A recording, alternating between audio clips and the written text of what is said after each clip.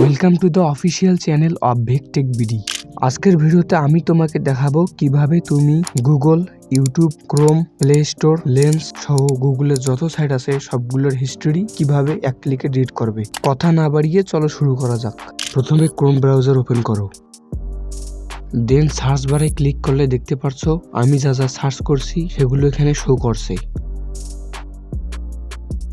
দেন three ডটে click করে হিস্ট্রিতে click করো। আমি ক্রমে কোন কোন ওয়েবসাইটে ক্লিক করছি, কি কি সার্চ করছি সবগুলো এখানে শো করছে। এগুলো ডিলিট করার আগে সেগুলো ডিলিট করব যেগুলো গুগলে সেভ হয়ে আছে। ওগুলো ডিলিট করার জন্য এই লিঙ্কটাতে ক্লিক করো। আর হ্যাঁ, তোমার যদি লিঙ্কটা না দেখায় তাহলে সার্চ বারে myactivity.google.com লিখে সার্চ দাও। দেন নিচে স্ক্রল করলে দেখতে পারবে তুমি যা যা সার্চ করছো সেগুলো এখানে শো করছে। এগুলো ডিলিট করার জন্য ডিলিট অপশনে ক্লিক করো।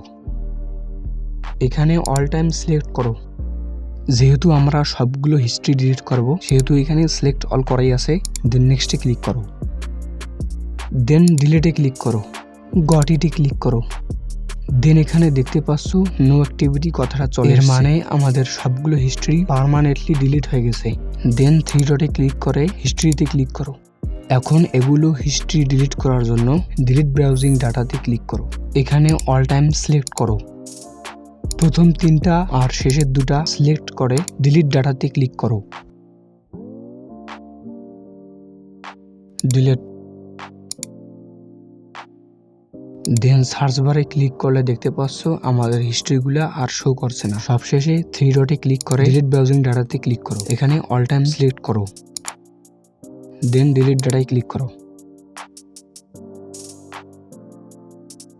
অলরাইট, আমাদের হিস্ট্রিগুলা পার্মানেন্টলি ডিলিট হয়ে গেছে। এরকম ভিডিও আরো পেতে সাবস্ক্রাইব করে পাশেই থাকো।